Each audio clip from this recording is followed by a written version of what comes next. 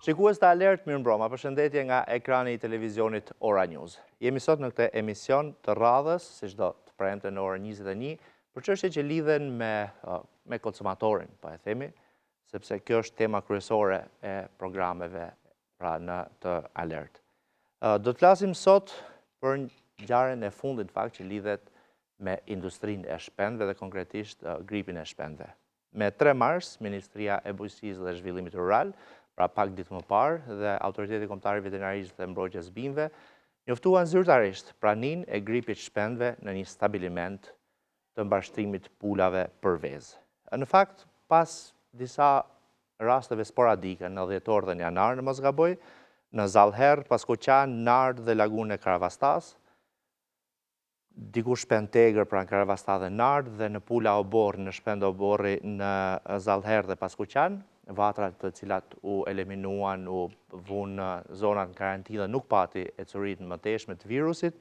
Tashmë kemi virusin H5N1, i konfirmuar zyrtarisht edhe nga Instituti i Sigurisë Ushqimore dhe Veterinarisë, pra ISUV, ndodhet një stabiliment të prodhimit të vezëve, pra të mbashtimit pulave për vezë. Në zonën e Durrësit dhe konkretisht bëhet fjalë për njësinë administrative Rashbull, Qarku Durrës, në një prej fermave të një prej kompanive.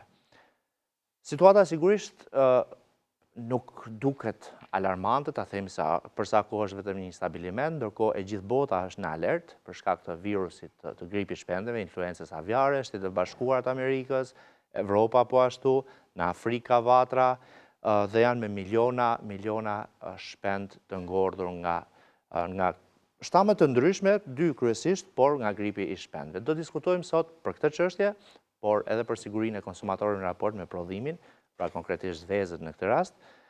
Kam të ftuar zotin Martin Mici, është drejtor i përgjithshëm i Drejtorisë së Përgjithshme Zhvillimit në fushën e sigurisë ushqimore, veterinarisë, mbrojtjes bimëve dhe peshkimit. Kënaqësi që ju kam studio. Mirëmbrëma, faleminderit për ftesën. Nëse do pyesja, si shqiptar, me gjithë të emërtim të gjatë, i bita kesh rrokën 10.000 euro. Kjo për ta shtensionuar situatën. Zonjë Matilda Xhepa është drejtore e politikave veterinare në Ministrinë e Bujqësisë dhe Zhvillimit Rural. Faleminderit për ftesën. Zonja Ylka Allaraj është inspektori i ushqimit në Drejtorinë e Përgjithshme të Autoritetit Kombëtar të Ushqimit. Faleminderit për ftesën. Dhe zoti Ervin Resuli është ajo orakulli. Më falni, Kujtim Ersini, po flisë për mikun tim Ervin Resuli, e përshëndes nëse na ndjek. Kujtim Ersini është epidemiolog veterinar, pedagog në Universitetin Bujqësor të Tiranës dhe na e pati ndjell që do mblidheshim prap për gripin e shpendëve. Ç'pate? Ashtu dilte e sapi. Është fiks 3 vjet pas të njëjtës periudhë të 2022-shit, kur sigurisht situata ishte më e rëndë në atë kohë, sepse preku 3 ferma, dhe të dilte hesapi, por para se të nisim diskutimin, me çfarë ndodhi në Shqipëri, ftoj regjin të më ndihmojë me një prej hartave, harta e fundit në renditjen që kishim, atë që thashë të vendoset me harta 1, me numrin 1, nëse e gjejmë, për ta komentuar fillimisht jo tjetrat, lutem. Kjo. Gjithë pikat e kuqe janë vatrat aktive, gjithë pjesa blu, bojqilli janë pjesa e karantinës. Pra kemi një situatë gjithë botën në karantinë për shkak të globale, për shkak të H5N1-shit kryesisht, por kemi edhe H5N5, H5 dhe H5N1-shi është i njëjti virus, i njëjti shtam, falni, edhe ai që ka prekur edhe Shtetet e Bashkuara të Amerikës, se ishte masiv në ngordhje shpendesh, por ka prekur 600 ferma lopësh, është reflektuar në qumësht, ka prekur 66 njerëz, njëri prej tyre për shkak të moshës dhe smundjeve tjera që shoqëronin edhe ka humbur jetën, pra ishte edhe moshë e madhe. Nuk e kam atë hartën, kujtim, atë nuk e kam të printuar, se nuk më duhet tjera... Jo, dyshoj që është densiteti shpendëve ngjyra blu, nuk është karantinë. Është densiteti shpendëve për kilometër katror. Ndoshta edhe ajo mund të jetë. Sepse zakonisht, domethënë, aty kur densiteti më i madh, po çojmë ka dhe më shumë pika të kuqe, pra, sepse lidhet në raport me densitetin e shpendëve, transmetueshmëria e virusit është më e madhe, pra. Dhe kjo është arsyeja pse është tonaliteti blu i hartës. Nuk e lexoj dot këtu. Ishte edhe pjesa e karantinimit, për shembull 10 në 10, 8 në 10 e tjera që lidhej pikërisht me këtë, me situatën e Megjithatë ka një karantinës. përhapje marrë globale kjo sëmundje dhe mund përkojnë Nëse të shifra dyja. ju ndihmon, mund të them që aktualisht ne kemi të bllokuar 21 shtete në rajone të ndryshme. Saktësisht, po, importin e produkteve dhe nën produkteve. Edhe kafshët. Pra, kafshëve të gjalla. Saktësisht për gripin e shpendëve. Me qenë se jemi tek pjesa e ashtu pa nisë me pyetjet, diçka që unë e vlerësoj në fakt, sepse parëmbrëm në darkë, një importues, një bashkëtues shpendesh, më tha që në çdo qark ka importuar nga Greqia, mos gaboj, Greqia nuk besoj të jetë në listë, ose është me zona të ndryshme. Është me zona. Me zona, siç funksionon në Po sigurisht një shumë dalimi raste. bëhet me zona. Më tha që më kanë shoqëruar nga kjesën Shërbimi time veterinar. makinat e shërbimit veterinar për çdo qark. Pra mbaronte qarku Korç, Dhe në apo destinacion. Gjirokastër, se nuk e di nga kishte sjell Greqi apo Kapshtic, domethënë Kakavi apo Kapshtic.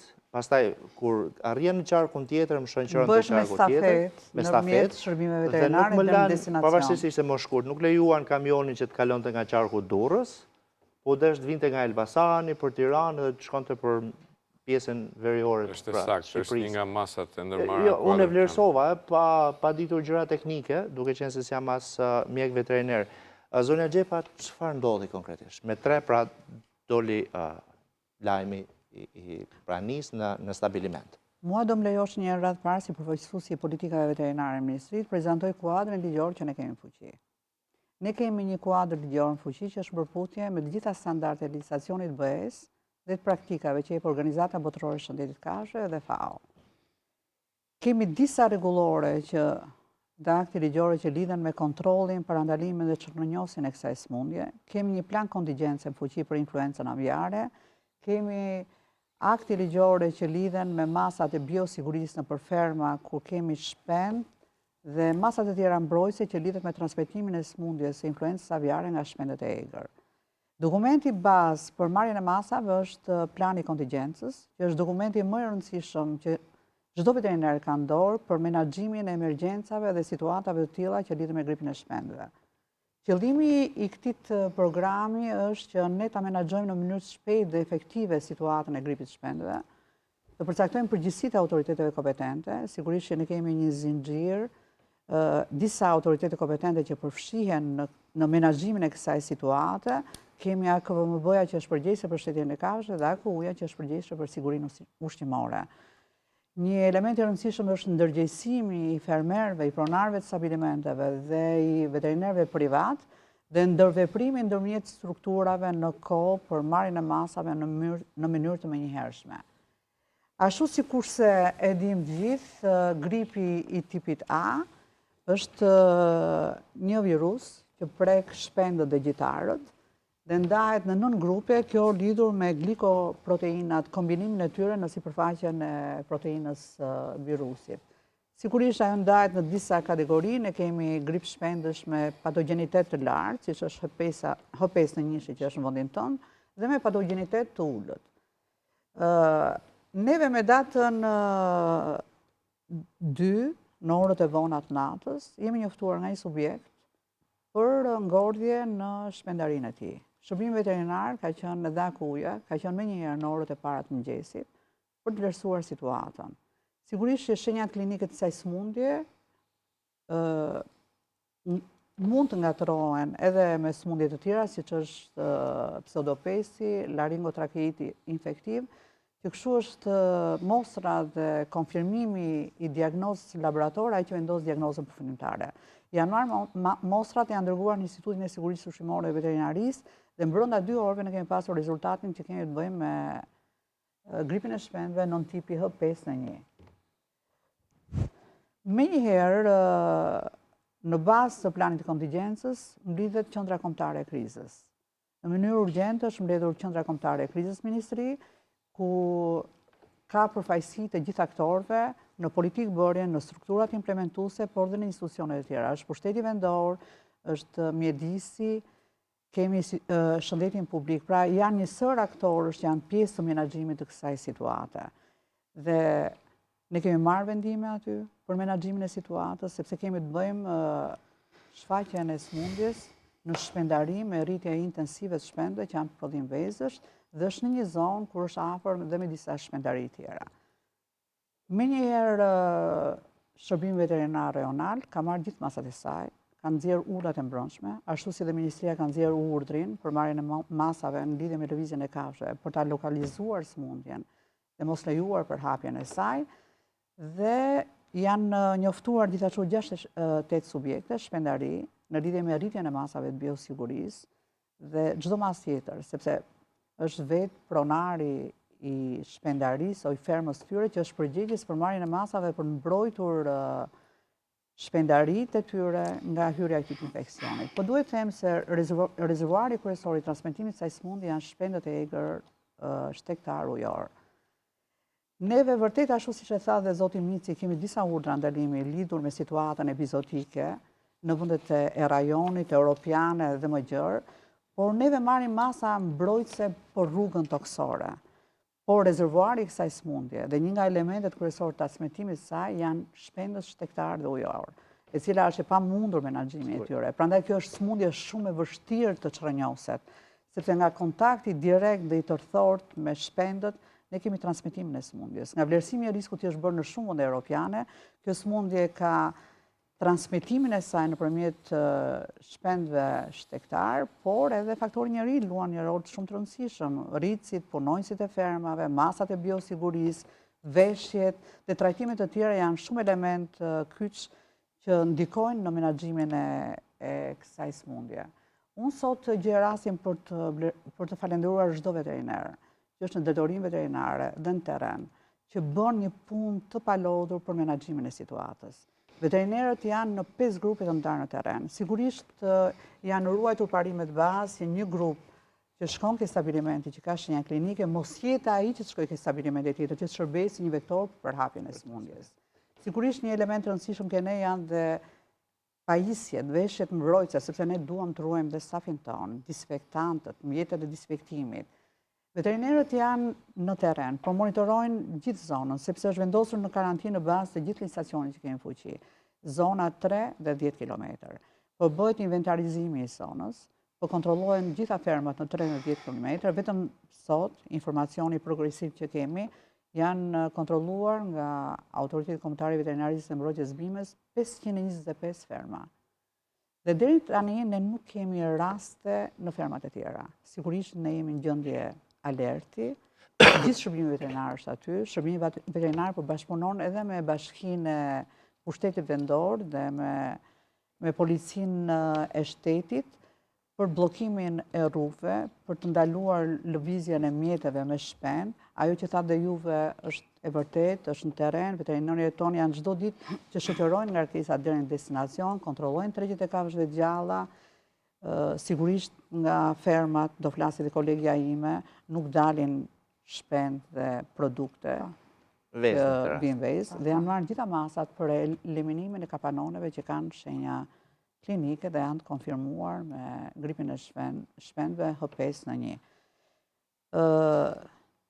Sigurisht ne kemi dhe një qendër të krizës në nivel rajonal, përveç kombëtar dhe rajonal, që drejtohet nga drejtori i përgjithshëm i Autoritetit Kombëtar Veterinarisë dhe Mbrojtjes Bimëve.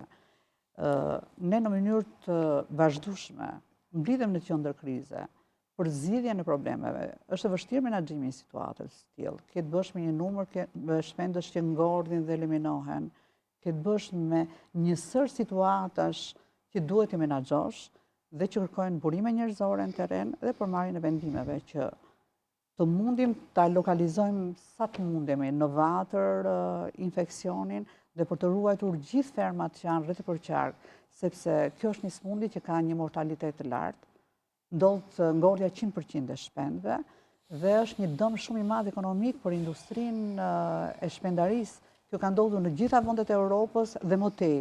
Ka dëmtuar rënd shpendarinë e këtyre vendeve. Dhe nga njoftimi që marrim ne në mënyrë të vazhdueshme nëpërmjet Organizatës Botërore të Shëndetit të Kafshëve dhe sistemit ADIT, që është sistemi i informacionit BE-s, shtetet fuqishme si Gjermania e tjerë bëjnë notifikime të vazhdueshme dhe kjo po kthehet në formën një pandemie globale që ka vënë në vështirësi shërbimet veterinare të gjithë vendeve të botës Dhe Shqipëria si një pjesë e gjithë botës nuk mund të përjashtohet nga kjo pandemi kur janë përfshirë vendet më zhvilluara dhe vendet fqinje që janë pranë nesh. Sipas organizatës botërore të shëndetit kafshëve, pa përfshirë rastin e fundit të Shqipërisë, rastet tjera janë raportuar, sigurisht edhe janë raport, që nga tetori 2024 deri në janar 2025 janë 144 shpërthime të raportuara. Regjia mund të ndihmojë vetëm me tabelen me grafiqet që ka mundur. Shpërthime të raportuara pra 144. Në Afrikë, Amerikë, Azi, Evropë. 14.9 milion shpend të ngordhur ose shkatruar, të azjesuar, kryesisht në Amerikë. Është interesante tek sot se numri i përgjithshëm i shpërthimeve në shpend, thot organizata, i njoftuar 4 muaj, pra ka filluar të bjerë numri i shpërthimeve, paktën kohët e fundit, duke treguar se kemi një rënje të riskut për përhapjen e tij. Megjithatë, sipas statistikave, kemi shpërthime të reja, 54 në Evropë, 39 në Azi, 44 në Amerikë, dhe në Shtetet e Bashkuara, pra dhe 7 në Afrikë, janë mbi 1 milion, e sa e thash, 14 milion falni shpend të ngordhur, janë statistikat Amerika ka numrin më të madh, Evropa ka 2 milion e 500 ca mijë, 1 milion e ca gati 2 Afrika, Azia falni, Afrika i numër të vogël, dhe dëmtimet pastaj sigurisht janë të mëdha.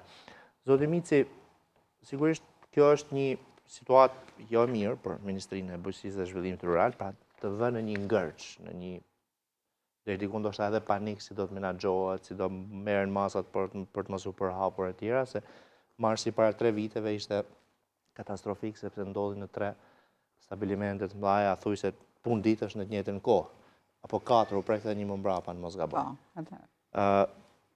Çfarë është bërë? Sigurisht zonja Xhepa i tha gjërat kryesore, po spari shpend të ngordhur, se atëherë më kujtoj ato pamjet e frikshme të azjesimit shpendve. Dhe që vazhdojnë i japin për ilustrime televizione. Për ilustrime kur shkarkuan me kamion, kur ishin të grumbulluara në oborrin një prej stabilimenteve që sigurisht si ishin pamje denja në atë kohë për një industri të tillë. Aktualisht çfarë po ndodh me këtë pjesën e azjesimit? Di që ditët 1 ose 2 ditë e para pati probleme, bashkia nuk reagonte për dhënë lejen ku do azjesoshin e tjera. Atëherë, më lejoni që e para ta nis me një korrigjim të vogël lidhur me situatën. Kemi patur edhe një vatër tjetër në Gjirokastër të gripit shpendve, që dhe ajo është menaxhuar. Pra, po flasim për afërsisht 7 vatra, të cilat janë menaxhuar dhe personalisht edhe unë gjej rastin ti falenderoj sërish gjithë stafin e veterinerëve që janë në terren. Tani, roli i ministrisë gjatë shpërthimit një gripi shpendesh është shumë i rëndësishëm, sepse janë disa faktorë të cilët duhet të kombinohen. E para është pjesa e Ministrisë Bujqësisë, e dyta pjesa e shëndetit dhe politikat ekonomike, pa i lënë më njanë. Pra, dalim edhe tek pjesa e azjesimit. I gjithë kombinimi i këtyre faktorëve, i shpejt dhe në kohë, bën që situatat menaxhohet mirë. Lidhur me njoftimin, brenda datës 3, mund të them me bindje që është menaxhuar shumë mirë, sepse brenda ditës dite është shkuar në stabiliment, është vendosur karantina, janë marrë mostrat, rezultatet po prapë brenda ditës dhe konfirmimi mbi influencën aviare, dhe po brenda të njëjtës ditë janë nxjerrë edhe urdhrat nga ministri për vendosjen e zonës në karantinë dhe bllokimin e hyrje daljeve në atë zonë.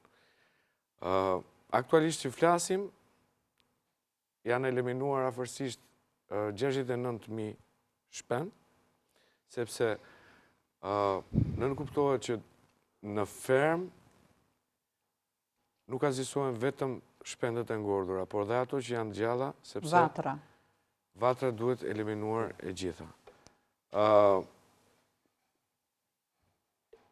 E njëjta situatë ndodh edhe me prodhimin e vezëve. Kolegja e AKU-s do bëj një seri më të detajuar për këtë, por që në ditën që është marrë njoftimi i gjithë stabilimenti është blokuar pjesa e shpërndarjes dhe shitjes së vezëve dhe produkteve të tjera. Pjesa e azhësimit të shpendëve. Po, pjesa e azhësimit të shpendëve me një kompani e cila është e licencuar nga Ministria e Mjedisit, sepse është e rëndësishme të themi që pjesë e qendrës krizës janë edhe Ministria e Mjedisit dhe Shëndeti Publik. Pra, bashkë me veterinerët në teren janë edhe inspektorët e shëndetit publik, të cilët po ashtu testojnë edhe si personelin për personelin e stabilimentit e fermës, ashtu edhe fermerët për influencën aviare. Me një kompani të licencuar, këtu nënkuptoj edhe pjesën e transportit, pra e licencuar nga Ministria e Mjedisit, të gjithë kadavrat, por edhe shpendët janë azhësuar në një kompani renderingu, e cila prodhon biogazin. Kjo garanci, ato janë azhësuar asë në të groposur, asë në... Si pas urdhrit ministrit, gjithë procesi është mbikëqyrur nga shërbimi veterinar dhe nga ministria. Qartë. Ne kemi punojës edhe nga ministria, që janë pjesë e sistemi që ndjekin gjithë procesin e eliminimit e azhësimit të shpendëve. Domethënë ka përfaqësues nga shërbimi veterinar rajonal, nga drejtoria e përgjithshme e KVMB-s dhe nga ministria. Dhe punojësit tanë po ndjekin gjithë procesin, sepse procesi bëhet në një fabrik, në një stabiliment, trajtimi të karkasave, në temperaturë 130 gradë me presion të lartë. Kjo siguron shkatrimin e gjithë shkaktarit dhe kthimin e kafshëve të ngordhura kadavrave në biogaz dhe produkte të tjera të cilat nuk janë për konsum. Domethënë të gjithë konsumatorët shqiptar jenë sigur që masat tona janë konform gjithë standardeve. Asnjë produkt nuk është në treg që origjinojnë nga këto kafshë dhe nga kjo fermë.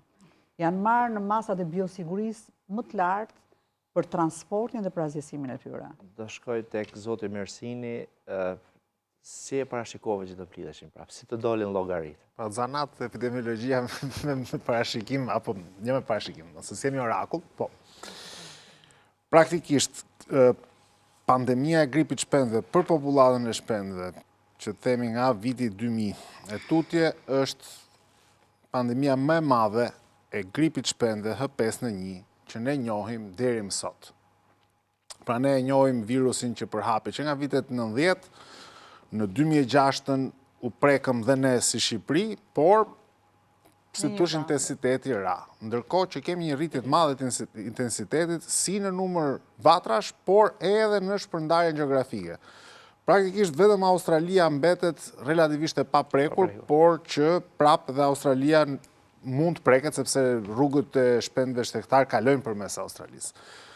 Edhe është sezoni lëvizjes që do të thotë është i gjithë globi në ndikimin e gripit shpendëve. Pra. Dhe problemi tjetër që hasim me këtë shtam është sepse po preken dhe gjitarët. Pra ka dhënë shenja, cilat janë lajm i keq, që po prek gjitarët, si sisorët e detit, por edhe toksor. Pra rasti Amerikës që ju përmendët, kemi prekjen e gjedhit. Dhe ky është një problem, pasi janë vërtetuar dhe raste që kalon tek qumshi i gjedhit, pra mund të bëhet gjedhi si thosh halka ndërmjetëse midis shpendit dhe njeriut, sepse virusi është i përshtatë për organizmin e shpendit, për organizmin e gjitarëve. Por duke kaluar te gjedhi, ne dikur thonin do kaloj te deri dhe nga deri kalon tek njeriu. Duke kaluar tek gjedhi, gjedhi është halk lidhse apo si ur lidhse midis shpendëve dhe njeriu, dhe ky është risku që ne i trëmbemi më shumë. Për momentin nuk ka rrezik, por këto shenja nuk janë lajme të mira pra. Qëndrojnë këtë moment duke ripërsëritur atë që thamë dhe në emisionin e kaluar, po duke përfituar nga rasti që kemi kolegët në tavolinë, që cilët janë dhe vendimarrës. Ajo që unë do sugjeroja dhe që e kam thënë dhe herë të tjera është monitorimi i gjedhve në të gjithë zonën 3 dhe 10 kilometra, pra marrje kampione gjaku në këto specia dhe tek derrat, pra, sepse ne duhet që t'jemi pararoj të një kapërcimit barierës species, pra. Është një këshill në të mirën tonë për të qenë të para përgatitur dhe mos përfundojmë. Tash do thosh pse do përfundojmë si Amerika, paçim fatin e Amerikës për ca gjëra të tjera, po jo për rastin e smundjes, pra. Që do të thotë, në Amerikë ka një përhapje shumë të madhe të gjedhët, gjë që duhet parë dhe tek ne nëse do të kemi përhapje tek gjedhët, nëse do të kemi përhapje tek derat, pra cilat janë specie të ndjeshme, në mënyrë që të paraprim dhe rastet tek njerëzit nëse potencialisht mund të kishim. Diçka tjetër që është për të diskutuar, ju thatë që veterinerët janë me veshje, me mbrojtje, me tjerë, por një këshill tjetër mbetet që veterinerët duhet vaksinohen ndaj gripit sezonal. Sepse ajo që kërkohet është që veterinerët, por mbi gjitha dhe punojësit e fermave, janë ata shpendritësit, duhet vaksinohen kundrejt gripit sezonal, sepse kjo parandalon mutacionet e mundshme. Pra ti vaksina ndaj gripit sezonal jo detyrimisht parandalon infektimin nga gripi i shpendëve, por bën të mundur që të mos ketë bashkë infeksione nga gripi sezonal i njerëzve së bashku me gripin e shpendëve, i cili pastaj mund të lindi në një virus të ri që përhapet nga njeriu tek njeriu. Pra të shmangim atë të cilën ne vërtet i trembemi, pra i heqim gjasat. Për mutacione besoj e keni. Po, për mutacionet e Edhe e ndjellin. Ajo është orakull. Më duhet të shkoj në reklama sepse ma kërkon regjia, por para spoteve publicitare një mesazh promocional, në qenë se po flasim edhe për shëndetin edhe të njerëzve, jo vetëm të shpendëve në këtë rast. Për pasur një shëndet mirë, ushqimi i sigurt dhe cilësor është një nga gjërat më të rëndësishme. Kompania Gjerofarm kujdeset më së miri, duke sjellë në tryezat tona djathën dhe kosin e bërë nga qumshti më i mirë i përzgjedhur nga kullotat e jugut Shqipërisë, kaluar më pas në teknologjinë e fundit përpunimit. Pas një shtesë ushqimore, djathi, kosi, por edhe qumshti Tetra Pak nga Gjerofarm janë produkte që nuk duhet mungojnë në tryezat e konsumatorëve. Shkojmë në spotet publicitare e kthehemi pas pak. Mos u largoni nga ekrani sepse do flasim edhe për vezët dhe çfarë po ndodh, çfarë po bën Autoriteti Kombëtar i Ushqimit. Pas pak.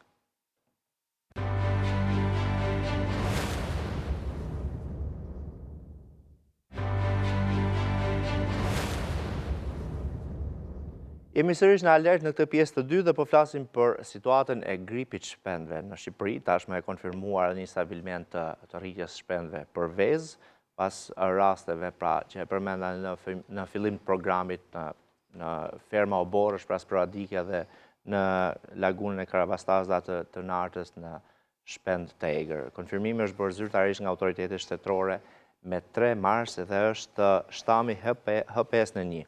Do të bisedoj me zonjën Ylka Allaraj nga Autoriteti Kombëtar i Ushqimit, siç e prezantova në fillim, me qenë se konsumatorët shqetësohen dhe me të drejtë për produktin vezë. Sepse, dakor, ne flasim që ka rënë në një stabiliment të mbashtimit të shpendëve për vezë dhe jo për mish, pra brojlerave. Si është situata sot? Çfarë bëri Autoriteti Kombëtar i Ushqimit ditën e parë, dytë deri sot që flasim?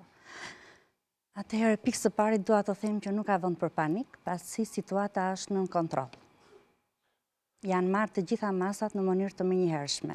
Autoriteti Kombëtar i Ushqimit është autoriteti kompetent që e ka detyrim ligjor të ofrojë te konsumatori një produkt të sigurt. Në rasti konkret, që kemi na shfaqur influenca aviare tek shpendët, pavarësisht se është tek kafshët, kemi të bëjmë me produktin, dhe produkti që të konsumohet nga konsumatori duhet të rrjedhë nga kafshë të shëndetshme. Autoriteti Kombëtar i Ushqimit në datën 2 mars 2025 është njoftuar nga Autoriteti Kombëtar i Veterinarisë dhe Mbrojtjes së Bimëve për një mortalitet të shpendëve. Me marrjen e këtij njoftimi, neve e morëm njoftimin dhe morëm të gjitha masat dhe ishim në pritje të një rezultati dhe konfirmimi laboratorik.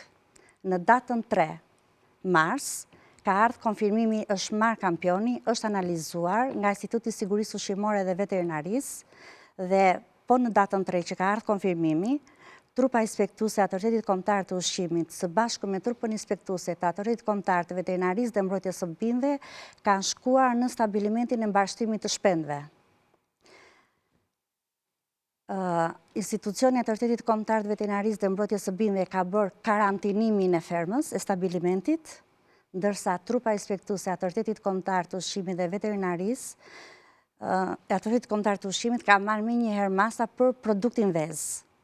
Ka bërë një verifikim të gjithë sasisë së gjendjes së vezëve.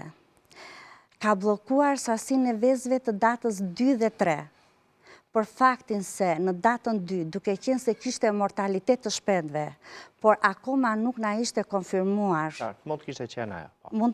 Doli që u konfirmua që ishte influenca aviare. Në kushtet e dyshimit të një smundje. Po, duke qenë se ishim në kushtet e dyshimit dhe doli dhe u konfirmua, e gjithsesi produktit gjendje vezë që ishte në datën 2 dhe në datën 3, me njëherë nga trupa inspektuese e Autoritetit Kombëtar të Ushqimit, u mor masa e bllokimit të sasisë së vezëve dhe unë kam këtu të detajuara me të gjitha datat dhe në datën 3 përfshirë edhe sasinë e vezëve që ka qenë në datën 2, ka qenë 214.110 kokra vezë që janë bllokuar nga trupa inspektuese e Autoritetit Kombëtar të Ushqimit në kompani me destinacion azgjësimi. Në qendrën e paketimit, Në qendrën e paketimit, gjithmonë në qendrën e paketimit. Dakor, po brenda kompanisë, kjo është ideja. Atëherë, nga verifikimi që trupa inspektuese bëri, rezultoi që bateria 3 ishte me influencën kompania kishte 4 bateri, 3 bateri kishte për prodhim vezësh dhe 1 bateri ishte për zogj, brojlash. Zogj brojlera apo zogj që rriten pastaj për të bërë? Se nuk besoj se janë brojlera. Zogj që rriten për vezë, jo brojler, jo për mish. Jo, zogj që rriten për vezë. Dhe në momenti që trupa inspektuese verifikoi gjendjen, parandal blokoi edhe sasinë e vezëve të këtyre 2 baterive të njëshit dhe dyshit. Po, të atyre datave. Po, të atyre datave, përpos edhe baterin 3. Bateri tani janë këto minifermat brenda kompanisë ose kapanonet? Jo, brenda kompanisë janë të ndara, janë bateri kapanonet. Janë të ndara me kapanone dhe në të gjitha këto kapanonet u bë ku kishte njëshit, dyshit dhe treshit që ishin zogj për prodhim vezësh. Në të gjitha këto sasia produktit të vezëve që rezultoi në shifrën që thash 214.110 kokra, në mënyrë të menjëhershme u bllokuan, po në magazinën e subjektit me destinacion azgjësimin. Dhe në këtë subjekt, trupa inspektuese e Autoritetit Kombëtar të Ushqimit çdo ditë që nga momenti i shfaqjes së influencës aviare shkon dhe mba praktika inspektimi, ku nuk lejon asnjë kokërvesje të dalin në treg. Që nga momenti që na shfaqur influenca aviare, aktualisht që janë në treg të datave të mëparshme të prodhuara. Dalja e fundit nga stabilimenti, po sigur nuk ka vend për panik. Dalja e fundit që është bërë e produktit vezë nga stabilimenti ka qenë data 1. Dhe pas datës 1, datën 2, deri sot në datën 7, nuk ka dalë asnjë produkt vezë nga kjo kompani. Aktualisht unë i kam të gjitha të radhitura me radhë, do me thënë në datën 2 dhe 3 është verifikuar gjendja dhe është blokuar, kurse në datën 4, 5, 6 dhe 7, prodhimi ditor që është bërë, është blokuar dhe sasia që është blokuar deri sot është 475.710 kokra vezë që janë blokuar. A mund të thotë dikush diçka? Ma e me në 2022, besoj edhe bashkë kemi qenë alert në atë kohë, mund të kemi futë këtë dhe atëherë. Thonim që nga veza dhe nga mishi nuk ka risk për konsumatorin. Edhe atëherë u blokuan, sigurisht, por a ndryshon diçka si vjetë nga ai vit, ose me qenë se thamë që mbi 70 gradë hapes në njëshi zhduket, ku është risku për konsumatorin? Ku qëndron risku? Sigurisht që risk ka.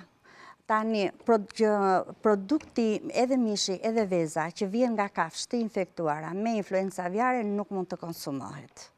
Por pos se nga Organizata Botërore e Shëndetësisë thuhet që mishi duhet të trajtohet në 70 gradë Celsius dhe veza duhet të jetë po e trajtuar termikisht, mos jetë e butë dhe mos të jetë më pak e zier, atëherë rreziku insiston gjatë manipulimit me këto produkte. Për shembull, nëse neve gjatë manipulimit me vezën, veza, lëvoshga vezës mund të jetë kontaminuar për pjesë... Manipulimi ju thoni nënkuptojnë që ta para kuptojnë... përgatitjes. Që ta kuptojnë gjitha ata që në ndjekin, pra kur e prek me dorë, pra para gatimit e tjera tjera. Para gatimit kur e prek, ashtu edhe për mishin, kur e prek me dorë, me duar të palara, me sipërfaqe jo të trajtuara mirë, jo të pastra mirë. Jo, po s'do jetë e pastra, ti do prekësh vezën. Normale, dhe kështu që në këto raste ajo përbën rrezik për konsumatorin. Por, ajo nuk mund të konsumohet një produkt që rrjedh nga kafshë të jo të shëndetshme, nga shpend jo të shëndetshëm, në rastin konkret që kemi shpendët. Në market keni bërë verifikime? Sigurisht. Kur ti shkon në market dhe bën verifikime, për këto data do bësh verifikime, po ndërkohë që ti thuaj kanë bllokuar si autoritet, a përbën një panik më të shtuar ky për konsumatorët, sepse është punojësi i marketit, janë disa aty që ndërhyjnë, që marrin vesh. Shiko, pavarësisht gjithë kësaja, situata duhet të mbahet në kontroll. Atëherë, referuar asaj çfarë tha Matilda, planit e emergjencës, Autoriteti Kombëtar i Ushqimit menjëherë ngriti trupat inspektuese në të gjitha drejtoritë rajonale në të 12 qarqet, për monitorimin e operatorëve të biznesit ushqimor tregtues. Dhe deri tani, në datën 5, 6 dhe 7, janë monitoruar nga Autoriteti Kombëtar i Ushqimit, nga të gjitha drejtoritë rajonale, 437 OBU tregtuese. Operatorët e biznesit ushqimor, markete, supermarkete, ati ku tregtohet veza, dhe nëse ata konstatojnë problematika, i bëjnë menjëherë e bllokojnë produktin dhe i lënë për detyrë operatorët të biznesit ushqimor ta kthejnë në origjinë, gjithmonë me destinacion asgjësimin. Në rastin konkret, cila mund të jetë problematika? Që mund të haset, ose mund të keni hasur? Po, në rastin konkret, problematika mund të jetë nëse neve konstatojmë në një produkt që janë të këtyre datave mbrap 2, 3, 4, 5... Mbas datës 1, 2 edhe 3. Mbas datës 2. Mbas konfirmimit të sëmundjes së influencës aviare. Kjo është, gjithë kjo dalje që është bërë nga trupat inspektuese në këta operator të biznesit ushqimor është për të verifikuar që ky produkt që vjen nga këto kafsh pas daljes së rezultatit laboratorik nga Instituti i Sigurisë Ushqimore dhe Veterinarisë të mos lejohet të konsumohet dhe të tregtohet nga konsumatori. Do kthehemi sërish te kjo, por meqense u përmend disa herë ISHP-ja, Instituti i Shëndetit Publik, për të qenë transparent, ne kemi ftuar, kemi dërguar email zyrtar për të qenë pjesë e këtij emisioni, kryesisht edhe për faktin që janë pjesë e gjithë grupeve të punës, por edhe për faktin që H5N1 është i njëjti shtam me atë Shtetet Bashkuara të Amerikës ku ka prek edhe njerëzit, sepse Instituti i Shëndetit Publik, shëndetin tonë ka prioritet në punën e vet, por çuditërisht në fakt Instituti i Shëndetit Publik nuk e di, ose është si ai shteti si Vatikani që s'pyet për askënd, ose nuk e di, ose janë aq të heshtur, ose s'kan çfarë thonë, nuk e di pse. Por kur ata nuk thënë asnjë përgjigje që nuk do jemi për një arsye, ose nuk duam të jemi, ose do jemi. Ka një heshtje totale Instituti i Shëndetit Publik, ndryshe nga çdo institucion tjetër, unë patjetër që e kam falendruar dhe falenderoj Ministrinë e Bujqësisë, AKU, AKVMB, gjithë institucionet, Inspektoratin Shtetëror Mbikëqyrjes Tregut, që vinë në alert, por nga Instituti i Shëndetit Publik ka një heshtje totale dhe në fakt është edhe faji im që kam harruar t'ju alo karrigen me bosh me logon e tyre. Do ta bëj sigurisht sa herë t'i ftoj. Megjithatë, nëse mund të pro memoria, ne kemi qenë me Silva Bino në bashkë këtu të alerti. Kemi qenë me Silva Bino në alert, ne kemi qenë në 2016, në 17. Në Ora News. Në News 24, po. Ka ardhur Silva Bino, e përshëndes, një zonjë grua, ka ardhur më shumë privatisht se sa e dërguar nga ISHP-ja, për One Health-in kemi folur. Për One Health-in, prandaj po them. Por unë ju çoj vazhdimisht kur ka çështje, po marrin fal. Jo, pa dashur të marr askënd në mbrojtje, ajo që doja të thoja është që në cilësinë e kryetarit të qendrës krizës, e them me bindje që në asnjë nga takimet, edhe pse kanë qenë short notice, brenda një ore, asnjë nga përfaqësuesit nuk ka munguar. Dhe po prapë me bindje e them që kanë qenë në terren inspektorët bashkë me veterinerët tanë, duke bërë testime edhe tek fermerët, pra në njerëz. Jo, unë nuk e vend pjesa e prononcimit. Ju po flisni për prezencën e tyre në emision. Nuk e vend dyshim punën e tyre dhe as nuk jam gjendje ta gjykoj, ta vlerësoj absolutisht. Dëgjon në menaxhimin e gripit por shpendë. një institucion publik minimumi e ka detyrë t'i kthej përgjigje qoftë një OSHC-ja për organizatë shoqërie civile apo një emision televiziv që do jemi, s'do jemi, nuk duam të jemi, s'na pëlqen ty fare fytyra jote, s'do jemi. Pa ka një farë detyrimi edhe për të kthyer një email, sepse në fund për atë punë i kanë. Me gov.al, nuk ja kam nisë në emailet personale të tyre, aty nuk i detyron dot. Gjithsesi, mund të vazhdoj unë pak më tutje me punën që bëhet. Do të kujtimin pak për riskun me krahasuar me Amerikën, pastaj të vitet ty. Risk nuk është se kemi, domethënë, për të qenë të qetë. Çdo konsumator duhet të jetë i qetë, sepse pavarësisht se shteti merr masat dhe mirë bën që merr masa, pra organet kompetente kanë marrë masa, si tek kafshët e gjalla, si tek produktet, pra kjo është ato filtrat që ne themi në mbrojtje të konsumatorit, pra dhe garantojmë gjithë zinxhirin nga ferma deri në tryez. Dhe këto janë shumë mirë që janë marrë. Megjithatë, po të hymë themi në riskun biologjik, pra atë që quhet risku biologjik, rruga përmes ushqimit nuk ka asnjë rast të vërtetuar shkencërisht deri më sot që dikush të jetë infektuar duke konsumuar shpend të smur apo nën produkte të shpendëve të smur. Pra nuk kemi evidencë shkencore deri më sot, pra flas për aspektin biologjik. Masat sigurisht që janë të nevojshme për atë gjithë bllokimet që janë bërë, edhe karantinimi i fermës, edhe bllokimi i produkteve, janë shumë të rëndësishme sepse nuk është, janë masa standarde që ne i marrim dhe bëjmë shumë mirë, por edhe plus këtyre kemi dhe riskun biologjik që është shumë i vogël. Dhe në Amerikë praktikisht 2 persona kanë vdekur, janë infektuar diçka më shumë, infektimet kanë qenë të lehta, pra nuk kemi pas infektime të rënda. Kuptohet që janë persona që kanë qenë në kontakt shumë të ngushtë me shpendët. Do t'i luça është regjist, mos ta përdorim më këtë pamje deri një moment tjetër kur flasim për simptomat që mund të hasi çdo fermer tek shpendët, shenjat klinike. M'fal. Pra, te njerëzit po thonim që shenjat nuk janë shumë të rënda, pra në përgjithsisht si shenja rrufe më shumë se sa si shenja gripi të plota. Megjithatë, këto duhet që të identifikohen dhe siç thanë kolegët, pra stafet shëndetësore janë terren bashkë me veterinerët për të monitoruar gjendjen shëndetësore të fermerëve, pra për të kapur një rast potencial që mund të ketë kalu smundja nga shpendët tek njerëzit. Persona që janë kontakt me shpendët. Që do të thotë, riskun më të madh e kanë shpendëricit dhe konsumatori dhe publiku i gjerë kanë një risk shumë të ulët, pra. Dhe kjo është si thosh një farë garancie për te masave dhe gjithë punës së mirë që kanë bërë kolegët në terren, si në menaxhimin e situatës dhe në bllokimin e produkteve, kemi dhe faktor biologjik që ndihmojnë në parandalimin e përhapjes smundjes tek njerëzit. Në fakt, është për të përmend pak punën e veterinerëve, se Matilda dhe... Do t'ja bësh qokën, Matilda. Po, jo, s'është punë qokën, po... Që është e vërteta ka qenë një periudhë shumë e ngarkuar për shërbimin veterinar. Sepse kemi pas të bëjmë me epideminë e murtajës afrikane të terave, që kemi gripin e shpendëve tani, i cili po vazhdon të përhapet, pra siç u tha janë diku të 7 vatra të menaxhuara, por situata nuk është nën kontroll sepse kemi përhapjen të shpendëve egër, që do të thotë front janë shpërndar, forcat veterinare janë shpërndar shumë fronte.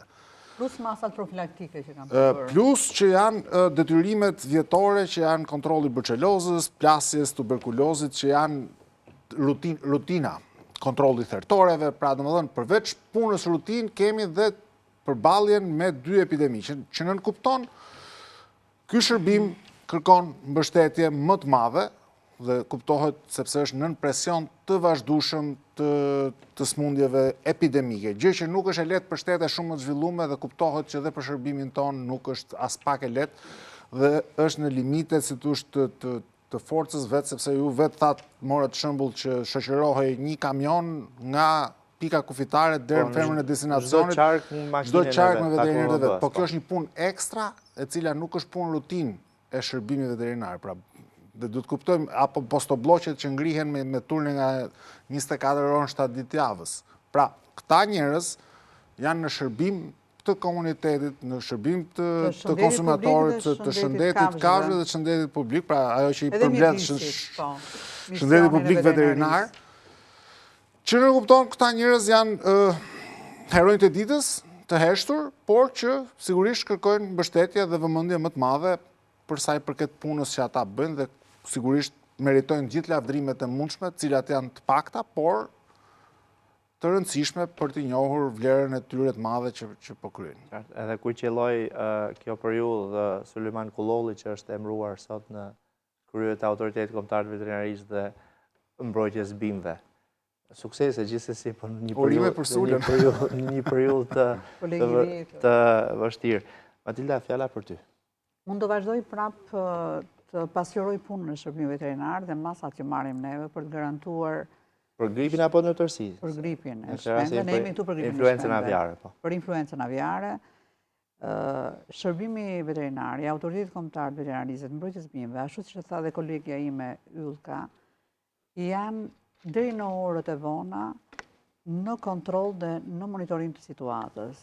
Ato janë prezent në fermën që ka shenja klinike, janë prezent për eliminimin e azgjësimin e kafshëve, me marrjen menjëherë të rezultatit pozitiv nga ISUVI, është bërë publikimin në faqen e tyre zyrtare, janë njoftuar gjithë fermerët e konsumatorët edhe për shenjat klinike, edhe për masat ju do të marrë, dhe është bërë në dispozicion një numër i gjelbër që çdo qytetar, fermer, shpendërintës të njoftojnë në rast se kemi raste ngordhjesh apo shenja klinike të kafshëve që lidhen me influencën E di aviare. numrin apo ta themon? E kam numrin. Mund Ta të du thuash. ta themi për publikun. 0800 3366. 0800 3366 është numri i jeshili Autoritetit Kombëtar të Veterinarisë dhe Mbrojtjes Bimëve. Edhe nëse nuk keni para në telefon apo ofertë aktive është falas. Ja bëra edhe unë qokën. Për të mirën e qytetarëve. Megjithatë është kërkuar një vigjilencë e rritur, jo vetëm në zonën ku kemi shpendarinë me shenjat klinike, por në rang kombëtar, që të bëhet monitorimi i të gjithë fermave dhe shpendarive që mbashtojnë shpend, qoftë broiler apo me drejtim vezësh, për detektimin e hershëm të smundjes. Siç thamë që kjo smundje është shumë me vështirë çrënjosës, sepse lidhet me faktorë që ne nuk i menaxhojmë dot, siç është shpendët e egër, shtektar dhe shpendët ujor. Edhe rasti i parë që ndodhi tek ne, ndodhi në vijën bregdetare të Vlorës së Nartës, që ndodhin nga shpendët e egër. Dhe nga vlerësimi që është bërë, kjo relativisht është një smundje sezonale, por me dinamikën që ka lëvizur nga tempi i zakonshëm i saj. Dhe nga studimet është bërë që në Ballkanin Perëndimor shfaqja e saj fillon fundi shtatorit dhe fillimi tetorit, dhe përfshin dimrin deri në fundin e pranverës. Është eksaktësisht koha e shfaqjes dhe zhvillimit në Shqipëri të saj smundje. Zori në Shqipëri ka ndodhur pranverë, që është e vërteta. Edhe pranverë. Pranverë ka qenë edhe shkon deri. Po rastet e para sporadike, po. Po ne kemi këtë rrugën që quhet rruga Adriatikut, rruga shtektimit Është periudha kur shpendët ujor hynë në Europë. Po pra, shkojnë dhe vinë në Afrika. Zyrtarisht jemi në dimër deri me 22 mars. Zyrtarisht. Po pra, fillon nga tetori, dimri deri në pranverë, thash. Dhe ne jemi në sezonin e vlerësuar që është periudha e përhapjes nga shpendët shtektar. Dhe faktori njerëzor, që thash fillimisht, është luan një rol në përhapjen. Megjithatë, unë dua të bëj një thirrje sot për gjithë fermerët, shpendëricit, që të rrisin masat e biosigurisë në fermat e tyre, sepse janë ato që do të mbrojnë fermat e tyre nga moshyrja e infeksionit. Rritja e masave të biosigurisë, kujdesit ju duhet bëjnë me hyrjet dhe daljet në fermat e tyre, disinfektimet, masat e tjera janë shumë të rëndësishëm. Fermeri, pronari, operatori i biznesit ushqimor është një aktor shumë i rëndësishëm në marrjen e masave, sepse jo gjithçka është pjesë e shtetit. Ne jemi disa hallka që përbëjnë ato mekanizmin e madh për menaxhimin e situatës. Pikërisht për këtë. Tani, sa po ndodh një krizë, si rasti konkret, Ministria, KMB-ja, gjithë ekspertët, institucionet vihen në atë presionin, sulmin e tjera, qoftë publiku, qoftë mediave. Për qenë të sinqert, a çalon edhe biosiguria e vetë fermave nga ana e tyre, megjithëse investojnë shumë para, miliona lek apo euro, për pak gjë apo për një pakujdesi të vogël, a çalon vërtet? Tani, duhet të shofësh njëherë në strukturën e fermave tonë. Patjetër. Pjesa më e madhe e tyre janë ferma familjare. Flas për të mëdha, gjithmonë për industrinë e madhe. Fermat e mëdha nuk flas për shpend të oborrit, se çdo gjë është dhe tulave që kanë mundësi. Gjitha fermat kanë një plan biosigurie i cili praktikisht kontrollohet nga shërbimi veterinar zyrtar, pra kalon në një kontroll, pra miratohet plani, por sigurisht plani është brenda kapaciteteve që ka ferma, pra. Sigurisht që gjithmonë në kushtet e biosigurisë ka vend për përmirësim. Asnjëherë nuk është mjaftueshëm. Mund të çdojnë në raste të caktuara. Diku ndodh një gabim në sistem, një pakujdesi, dhe kjo pakujdesi kthehet në fatkeqësi. Dhe ky është problemi, dhe jo vetëm në Shqipëri, po kudo në botë. Flasim edhe për vende të zhvilluara, pra ferma shumë më të mira se ne, me kushte shumë më të mira, pra i ndodhë dhe Gjermanëve që janë të përpikt, dhe jo më ne, që her pas here qalëm edhe në zbatimin e rregullave, jo se nuk janë të shkruara rregullat. Por mënyra se si zbaton rregullat e biosigurisë ka të bëjë dhe me mbrojtjen e fermës, pra. Sepse në fund të ditës është përgjegjësi e sipërmarrësit e vetë biznesit për interes të tij ekonomik që të ruaj fermën e tij. Fermën e tij ta ruaj dhe t'i ketë kushtet sa më të mira. Ndonjëherë ka nevojë edhe për dituri, në sensin që duhet edhe të këshillohen, duhen bërë ndoshta edhe vlerësime me grupe ekspertësh për të parë si janë kushtet, si mund përmirësohen, pra gjithmonë ka vend, siç thash, pra përmirësimi nuk ka fund kurrë, është një proces i vazhdueshëm dhe këtu prap mund të jetë një gjë që pasi të kalojë kjo fazë të rishikohen. Pjesë e rëndësishme është hetimi epidemiologjik, pra pjesë e hetimit epidemiologjik është zbulimi i origjinës së smundjes, pra si arriti të hyjë smundja në fermë. Të dhëna që kuptohet duhet të studiohet gjithë fenomeni që ka ndodhur në fermë për të arritur në këtë përfundim, pra ku është hyrë biosiguria e kësaj ferme dhe se si mund të përmirësohet nëse do të për të ardhmen, se gjithmonë flitet për të ardhmen. Çfarë ndodhi tash duhet menaxhojmë, jemi në kohë krize, duhet menaxhojmë krizën, por mësimet që nxjerrim gjatë krizës duhet që t'i vëmë zbatim në kohë paqe. Për hetimin epidemiologjik, ne kemi një sektor epidemiologjie në Ministri, ashtu dhe ka Autoriteti Kombëtar i Veterinarisë dhe Mbrojtjes së Bimëve dhe stafi i Ministrisë. Së bashku me veterinarët e Autoritetit Kombëtar i Veterinarisë dhe Mbrojtjes së Bimëve, kemi qenë në terren, ferm, për të bërë hetimin epidemiologjik, ne po përgatisim një raport për shkaqet dhe arsyet e shfaqjes së saj sëmundje në këtë fermë. Ylka do vi mas reklamave tek ju edhe tek zoti Mici. Para spoteve publicitare, një tjetër mesazh, jemi sigurisht edhe në periudhë akoma gripi njerëzish, virozash, edhe ftohesh sigurisht. Dhe Maxigesic është një kombinim perfekt i paracetamolit dhe ibuprofenit. Të dyja së bashku në një tablet vetme dhe veprim të dy anët e të dy fisht, të dy anshëm e të dy fisht. Maxigesic është ideal për dhimbjet që shkaktohen nga gripi, dhimbjet e artritit dhe ato të reumatizmes. Por edhe për ju gjitha fermrat është një armik i fortë kundër dhimbjeve menstruale. Një tablet Maxigesic është ideal edhe për dhimbjet e dhëmballëve të kokës dhe ato muskulare. Dhimbjet kapin befasisht, ndaj mbajeni me vete kudo që jeni. Një tjetër hapësirë e shkurtër publicitare e kthehemi për pjesën e tretë. Mos u largoni.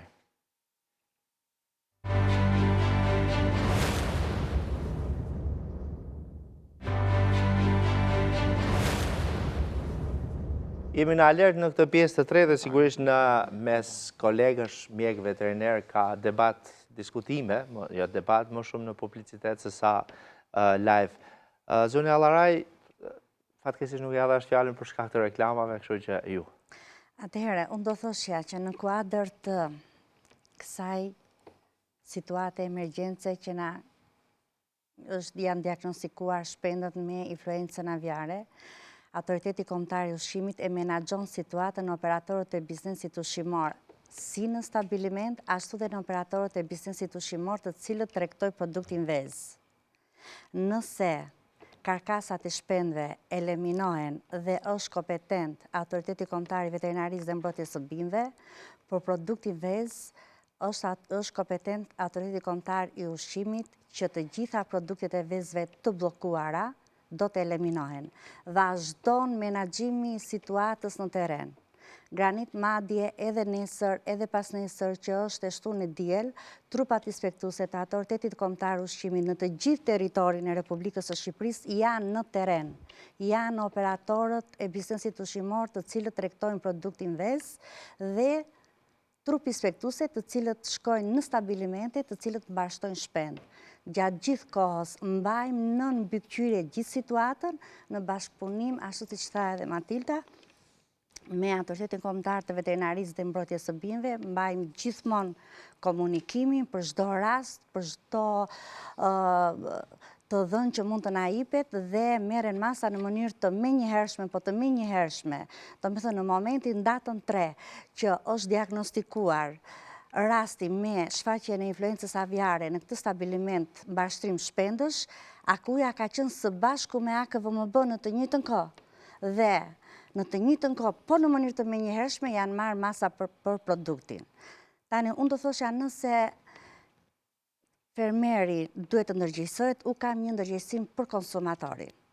Po e rithem edhe një herë që nuk ka vend për panik. Situata është nën kontroll. Do t'i referohem asaj çfarë tha profesor Mersini, që tha që asnjë rast studimor deri më sot nuk është konstatuar që nga konsumimi i produkteve të shpendve me influenca aviare, mishit, vezëve, të kemi një rast që është konsumuar dhe të jetë diagnostikuar që ky rast, këto shenja klinike kanë ardhur si pasojë e konsumimit të produktit të mishit të shpendve apo vezëve të shpendve, të cilët janë të kontaminuara, të infektuara me influencën aviare. Për konsumatorin e kam që duhet të shkojë dhe të blej mish dhe vezë të cilët të jenë në operator të biznesit ushqimor që kontrollohen dhe këto produkte të jenë të certifikuara konform legjislacionit. Tani këtu është ndërgjegjësimi i konsumatorit që ai duhet të jetë vetë i ndërgjegjshëm për produktin që blen dhe që i afron familjes së vet. Kemi standard të thirrjes. Ai vetë duhet të ndërgjegjësohet. 4 milion. Ku i ke të regjistruar? Se këto nuk janë në ruda, besoj. Këto janë në ruda. Janë në sistemin ruda. Shifal pulat e mia nëse kam 10 pula në fshat, janë në ruda? Edhe një pul është regjistruar në ruda. Ne kemi një sistem informacioni që quhet ruda. Po, e di. Që kemi të gjithë ferma dhe numrin e shpendëve. Regjistri i fermës dhe inventarit për kafshë. Dhe numrin e kafshëve në regjistër, aty bëhet notifikimi i smundjeve. Për më tepër ky sistem është i lidhur me sistemin LIMS. Domethënë, Instituti i Sigurisë Ushqimore dhe Veterinarisë në kohë reale notifikon dhe rezultatin e analizave. Domethënë, nëse hy në atë sistem, ti shef kronologjinë e çdo ferme. Rezultatet e analizave, notifikimet e smundjeve dhe masat e marra. Të shkoj pak te zoti Mici se është drejtori i përgjithshëm i gjithë drejtorive tjera në ministri. Edhe unë jam me fat që kam kolegë të punojnë. Jo, absolutisht, edhe unë që e kam mik, njëkohësisht, por t'i japim edhe fjalën se tani, sigurisht, për të mos ndalur bashkë në gjëra teknike, për influencën, por për domin ekonomik që, sepse edhe 2022 ishte dom i madh fakt për fermat, dom ekonomik. Edhe ky është një dom relativisht i madh. Atëherë, unë thash edhe në fillim të emisionit, roli i ministrisë në gjithë këtë proces është shumë i rëndësishëm. Kur flasim për adresimin e pjesës ekonomike, nuk duhet harrojmë edhe shpejtësinë me cilën ne kemi vepruar. Që do të thotë, sa më shpejt strukturat të veprojnë, aq më i vogël është ky ndikim ekonomik.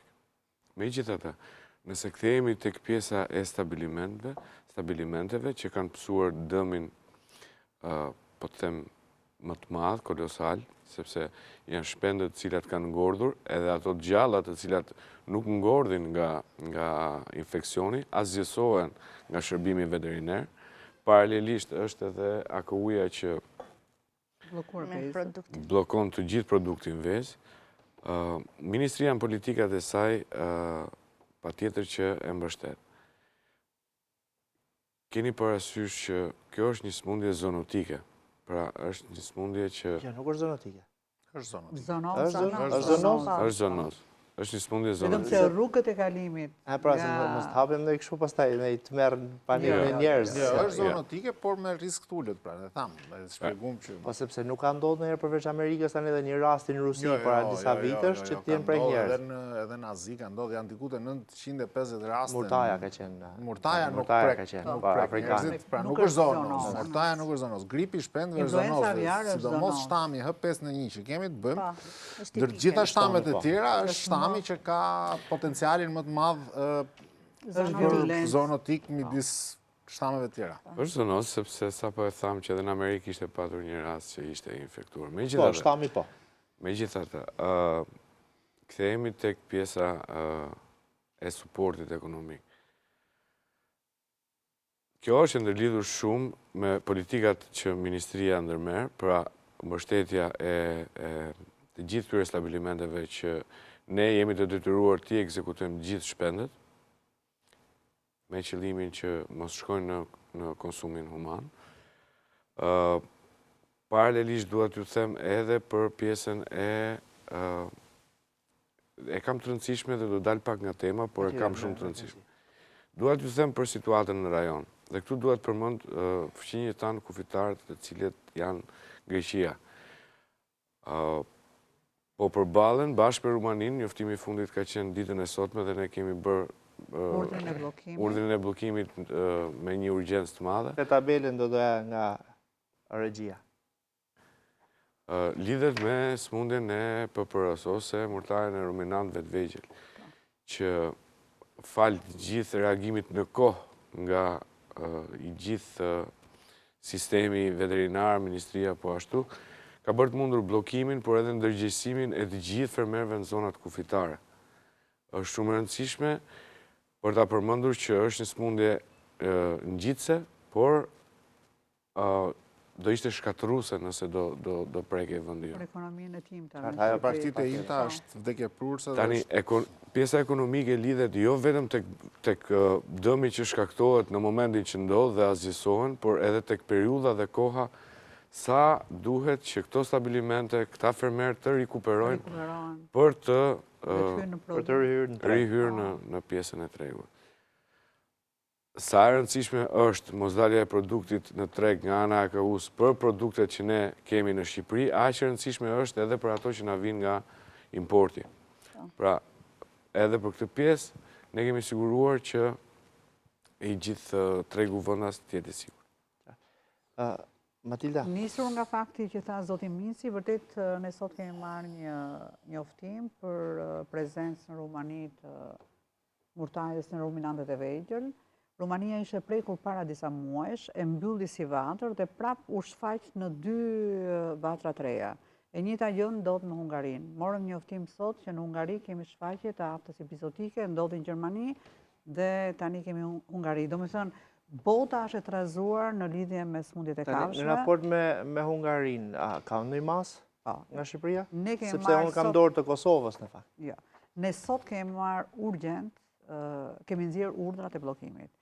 Unë kam thënë dhe herën tjetër që kam qenë takim të me ju, unë në delerin time kam një staf të dedikuar që ndjek situatën epizodike në të gjithë vendet e botës dhe me të drejtën që na jep shërbimi veterinar, ne marrim masat mbrojtëse, kufizuese për të mbrojtur territorin e Republikës së Shqipërisë nga hyrja e smundjes. Këto fillojnë që nga bllokimi i hyrjes kafshëve të gjalla dhe produkteve sipas rekomandimeve që jep Organizata Botërore e Shëndetit të Kafshëve.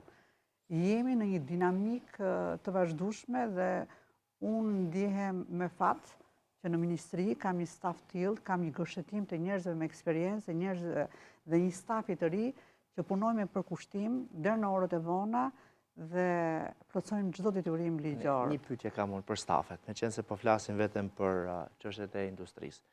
Këta njerëz kaq të mrekullueshëm, qoftë ministri, qoftë në terren, AKVMB, drejtoritë rajonale të përgjithshme, punojnë jashtë orarit, punojnë shtuna djela, me apo pa karburant, me apo pa makina. Përveç fjalëve të mira, kanë nevojë të çojnë ca para në shtëpi të shpërblehet mundi i tyre. Apo ju paguhen këto orë shtesë, këto raste krizash, po them? Unë mund ta deklaroj nën përgjegjësinë time që orë shtesë merren me një miratim nga Ministria e Financave. Dhe ne që në fillim të vitit kemi llogaritur gjithë orë shtesë që do merret për stafin e veterinar të AKVMB-s në rajon dhe për stafin e ministrisë. Janë miratuar orë shtesë dhe po merret orën shtesë për të gjithë veterinerët që janë terren. Ne kemi marrë gjitha masat për veterinerët të cilët lëvizin makinat e tyre. Tu jepet karburanti nga shteti. Dhe njëkohësisht në buxhetin e shtetit të vitit ne kemi alokuar fonde për të blerë dhe makina në disa drejtori rajonale për veterinerët që janë në terren. Domethënë, ne po marrim masat vazhdueshme që veterinerët shpërblehen për punën e tyre. Është një punë e vështirë, e orëve të gjata. Ne po bëjmë maksimumin brenda kuadrit ligjor që gjithkusht marri hakun për punën e bërë dhe për përkushtimin e tyre. Po, sepse duhet kuptojmë që kjo është... falendrojnë mua veterinerët tani kanë... Jo, unë nuk e kemi qanë halin në veterinerët, më shumë se neve, sepse ne jemi pjesë e sistemit. Pyeta realisht se, dakord, unë e kuptoj që ata vërtet lodhen e tjera, po me qenë se ka gjithmonë fjalë të mira për ta, fjalët e mira nuk të shtrojnë tavolinën në darkë. Kujtimi e tha shumë bukur, veterinerët janë heronj. Veterinerët janë ato që shkojnë majtë malit për të matrikulluar kafshët. Veterineri është ai i mëngjesit Janë të mrekullueshëm, po pjesën e tretë kemi shumë më shkurtër se dy pjesë të tjera, kështu që japim pak rritëm. Më duket se Martini ka një ndërhyrje? Po, jo, doja vetëm të shtoja diçka tjetër, pjesë. Do të shumë edhe nga ujat kisha një drejtor ta pyesja për orë shtesë, kështu që nuk do ta pyes Yllken. Pjesë e politikave suportuese që Ministria e Zhvillimit Rural dhe Bujqësisë ndërmerr është gjithashtu edhe përfshirja e veterinerëve në kredit e shtëpisë me interesin e kompensuar nga shteti. Kjo për të frenuar edhe largimin si nga vendi, ashtu edhe nga detyra. Si shavon mjek veteriner për një kredi kështu me interes. Çështja domethënë është që këto janë fatkeqësi natyrore dhe praktikisht ashtu siç bëm për shembull për Covidin, që tham dhe i mbështetëm dhe i suportuam mjekët cilët vërtet i gjenerojnë sepse përballën me kushte ekstreme dhe në volume pune shumë ekstreme, njëjta gjë ndodh sot me veterinerët. Pavarësisht se nuk kemi të bëjmë me jetë njerëzish, po dhe jetë të kafshëve janë të rëndësishme sepse janë pjesë e ekonomisë kombëtare. Folëm çfarë për ekonominë, për humbjet që pëson biznesi, por nuk është thjesht një biznes që dëmtohet, është ekonomia e gjithëve ne e cila dëmtohet sepse kuptohet çrregullimet e tregut të ushqimeve janë çrregullime që prekin buxhetin e çdo familje. Dhe në këtë rast sigurisht kuptohet që kemi të bëjmë me fatkeqësi natyrore dhe këta persona të cilët po i dalin për Zot duhet mbështeten si me mjete mobiliteti që çdo herë në këtë emision e themi, dhe Matilda sapo e tha që janë planet, unë shpresoj që ju do ta mbani fjalën dhe do të takohemi sërish kur veterinerët kenë mjete dhe jam shumë i gëzuar që ka ndodhur. Fjala e Matildës është nëse e bën shkresën e kërkon. Buxheti nuk e firmos dot Matildë. Jo, jam me ekipin buxhetor dhe kemi firmosur bashkë me zotin Mici. Sigurisht që po të çliroja personat vendimarrës shpresoj që do ta çojmë deri në fund këtë dhe vërtet është diçka sepse ne thamë që kemi veteriner për mbulimi territorial që ne duhet kemi është 3000 fshatra. Shkojnë çaju tani ose Po do kemi vaksinime, Pra folëm që pritet vi murtaja e ruminantëve të vegjël, pra frontët. Po pritet sepse po afrohet drejt Ballkaneve, po ta ndjekësh historinë. Po e tha kujtimi. Jo, nuk është puna se e thashun, jo, nuk është çështja. Nuk e presim, shpresojmë. Po epidemiologjia e sëmundjeve infektive është që duhet të jesh i para përgatitur. Prandaj kemi edhe plane kontingjence, prandaj edhe bëjmë ushtrime simulimi për që të para përgatitur ndaj çdo mundësie të mundshme të hasjes së sëmundjeve. Por frontet sa vine shtohen, puna sa vjen e vështirësohet, që do të thotë mbështetja ndaj veterinerëve duhet të jetë në fokus, jo vetëm të Ministrisë Bujqësisë, po dhe të Ministrive të Financës, pra që e përmendëm, por dhe ministrive të tjera për t'i ndihmuar në të gjithë punën e tyre dhe për të mundësuar që të kemi shërbim veterinar në çdo cep të vendit tonë, sepse tham pra mbulimi territorial është 3000 fshatra, numri veterinerëve është i kufizuar, mobilitetet janë kufizuara, pra këta duhet tregjet e kafshëve gjalla, thertore, pra punë orar pa orar, sepse kafshët nuk janë në orare zyrtare, po kafshët kanë nevojë për asistencë gjatë gjithë kohës, kështu që është një shërbim që sigurisht duhet mbështet dhe duhet për te lavdrimeve të merituara, do mbështetje të vazhdueshme pra. Dhe ne mendojmë çdo ditë. Sigurisht, jam i sigurt dhe shpresoj që këto që u thanë të këtë realitetet. Jo, këto që thanë janë bërë këto që thashëm deri tani. Që veterinerët kanë marrë pagesat për orët jashtë orarit, është fakt. Që ne po i mbështesim me karburante, kur ato lëvizin makinat e tyre, është fakt. E mbaruam të pjesën e veterinerëve, se nuk na premton koha, por kjo situatë sa zgjatë, po themi, nëse nuk përhapet, nëse kemi fatin e mirë nuk përhapet në fermat të tjera, nëse në kompaninë në fjalë ku është prekur, pra e cila është prekur, kemi 1, 2 apo 3 kapanone të prekur, për shembull, dhe nuk preket i fundit ose 2 të fundit, sa zgjatë monitorimi dhe deri kur mund të rinisi aktiviteti, mbushja e kapanonëve me zogj, nëse ka pastaj vezë nga ato pula që mbeten, si monitorim, si karantinë, sa zjatë? Periuda e karantinës është 21 ditë dhe në 30 ditë. Po do kjo varet me curinë e stabilimentit Ne jemi në faza zgjesimit dhe eliminimi, po hecim me intensitet lartë, një kapanon ka mbaruar, kam filluar ngordhjet në 2 kapanon tjerë dhe do filloj periudha e eliminimit dhe azgjesimit tyre. Po hecim me ritme, po sigurisht brenda kapaciteteve që kanë edhe stabilimentet që bëjnë azgjesimin e karkasave. Unë e thash dhe në fillim që njerëzit punojnë edhe natën, edhe ditën, kemi staf të dedikuar që rrinë atje. Unë mendoj që ne do hecim me ritme të shpejta. Mendoj që brenda javës tjetër ne përfundojmë eliminimin dhe azgjesimin e gjithë krerëve dhe pastaj do jetë periudha e shëndetësimit të fermës. Duhet zgjasit 30 ditë tjera për të kaluar të nxjerrë nga karantina. Se do kaloj proceset dezinfektimi, pra është dezinfektim, me qepteu, pastrimi, shëndetësimi, sepse unë kam fatin që kam punuar në shpendarit para vitit 90 dhe njoh mirë dhe procesin e shëndetësimit. Patjetër, po mendoj nëse ka një pjesë të paprekur, domethënë sa mbahet ajo në karantinë. 21 deri në 30 ditë. Po, 30 ditë është në rast. Unë do thoshja që nga ana e Autoritetit Kombëtar të Ushqimit, situata do jetë në kontroll gjatë gjithë kohës, për aq kohë, siç tha edhe Matilda, që të çrënjoset komplet influenca aviare dhe vatra ku ka rënë kjo sëmundje të jetë e pastër.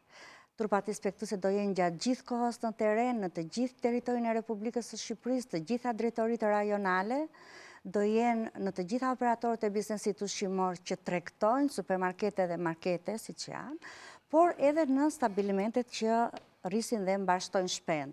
Dhe do thoshja që duke qenë se Autoriteti Kombëtar i Ushqimit në fokus ka konsumatorin, prandaj ju paguaj.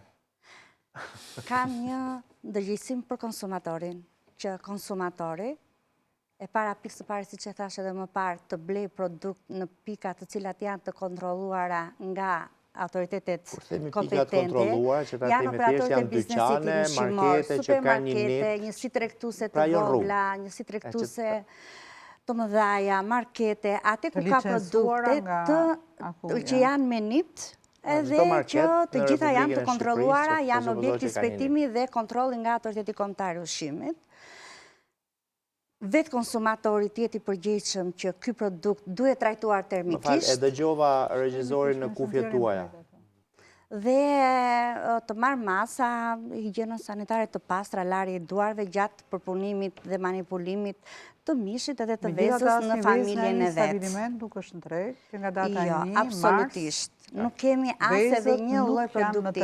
Pikërisht, prandaj trupat inspektuese të Autoritetit Kombëtar të Ushqimit janë në terren për të verifikuar të gjithë produktin nëse do kemi në treg produkt të hedhur të datave 2, 3, 4, 5, 6, 7 dhe në vazhdimsi.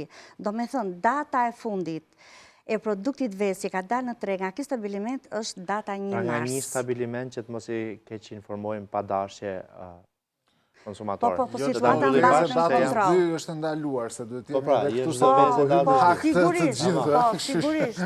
Veza let konsumohet, është produkt shumë i nevojshëm. Pra, çfarë gjeni në treg konsumoje, të tjerat nuk janë në treg, i ka ndaluar apo hequr. Absolutisht, sepse situata mbahet në kontroll. Me thirrje nga ty qoftë për konsumatorë, qoftë për stabilimentet, për masat e biosigurisë apo atëherë, çfarë mund të themi sot dhe themi me siguri është që për rastin konkret situata është në kontroll, është vepruar shpejt, produktet siç e përmendi edhe ju nuk kanë dalë treg dhe nuk lejohet që dalin treg. Kafshët janë ekzekutuar sipas mënyrave të përcaktuara në gjithë rregulloret europiane dhe të OIS. Shërbimi veterinar është prezent. Shpresojmë dhe bëjmë paralelisht edhe një thirrje për gjithë stabilimentet për të rritur masat e biosigurisë në stabilimentet e tjera. Pra nuk duhet nënveçuar, pavarësisht se përhapja është edhe aerogene nëpërmjet arit dhe kthehet pothuajse në të pamundur ta kufizosh 100%, gjithsesi masat e biosigurisë janë një detyrim ligjor për gjithë operatorët e biznesit, cilët duhet i zbatojnë dhe në rastet të tilla, pra zonat karantinuara në 2 rreze, 3 dhe 10 kilometra, duhet që të jenë një detyrim i shtuar për të zbatuar. Ke diçka urgjente, 30 sekonda, shkurtër, apo ta Jo, bëth? thjesht çështja mbetet te vigjilenca e fermerëve dhe të kontaktojnë numrin e gjelbër për arsye se jemi në fazë që epidemia vazhdon. Vërtet e kemi lokalizuar te një fermë e madhe, por të rëndësishme në epidemi mbeten fermat e oborreve, të cilat mund të jenë të pa detektuara dhe pastaj të bëhen shkak për përhapje të mëtejshme. Pra që do thotë çdo fermer që konstaton smundje ose ngordhje të papritur tek shpendet e tij duhet të kontaktojë numrin e gjelbër të AKVMB-s në mënyrë që Sa është numri? numrin e 0833 66. Pra kujdoj që i ngordh një pul apo diçka të njoftoj, po edhe nëse diku sheh shpend të egër të ngordhur. Dikush i konstaton, për shembull unë kur dal nga liçeni, i shoh që kur kemi qenë në emision bashk, i shoh, janë mirë, nuk ka as të ngordhur. Faleminderit që ishe në alert. Faleminderit. Faleminderit që na dhe mundësinë të shpalemi tona dhe pasqyrojmë punën e Është kënaqësi gjithmonë absolutisht. Ky është fundi i programit për ditën e sotme. Një numër tjetër e shill që dua t'ju kujtoj, por që nuk ka lidhje me gripin e shpendëve, është numri 0826 26, numri është linja e gjelbër për mbrojtjen e konsumatorëve, ku mund të telefononi falas 24 orë në 24 për çështje që kanë lidhje me drejtat tuaja si konsumator dhe kur cënohen ato, dhe qendra alert do përpiqet t'ju azidh. Do të shihemi të premte në ardhshme në 21, mos harroni alerti transmetohet të shtunën e 13:30. Deri atëherë mirupafshim.